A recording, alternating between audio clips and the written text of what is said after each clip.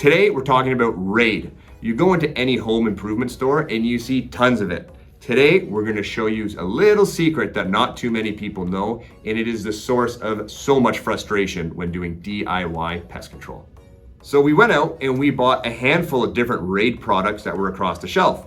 Let's see what they had. We have here, bedbug killer, home insect killer, ant and spider killer, crawling insect bug killer, and last but not least, home insect killer. Pretty neat. You go to the store, what do I buy?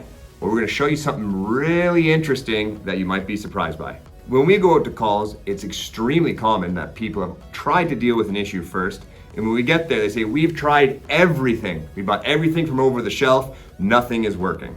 And look at this.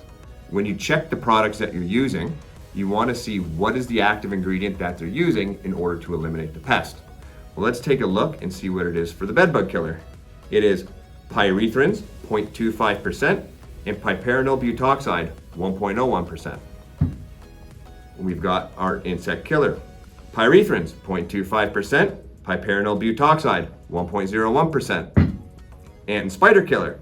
Pyrethrins, 0.25%, piperonal butoxide, 1.01%. Now we get into the Raid Max. Pyrethrin, 0.25%, and piperonal butoxide, 1.01%. And another Raid Max home insect killer. Surprise, pyrethrin 0.25% and piperonal butoxide 1.01%. So you spent all this money trying different things, and it is the exact same or almost exact same product with a different label on it. And this is a huge source of frustration amongst homeowners.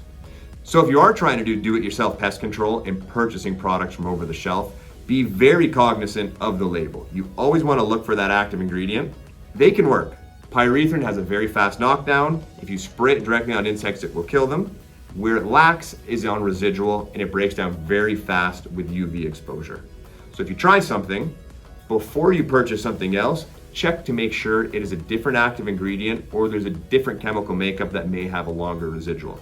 Another tip to consider is using other products that are not aerosol. You may want to try a powder. And these are little things that if you're going through, you need to experiment with to see what will work. But when you're out there, don't be tricked. You want to make sure that you're spending your money wisely and you're not just purchasing the exact same thing that is repurchased to catch your eye. So let's go over what we talked about today. We've talked about going into a home improvement store and seeing the big variety of different chemicals that you can purchase for do-it-yourself pest control, how they're all labeled and it looks like they may be used for different things, but often the active ingredient and chemical makeup is almost exactly the same, especially when it's from the same company.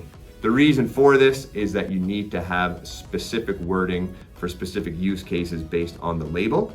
So that brings us to our last point, is whenever you use any of these products, make sure you follow the label properly.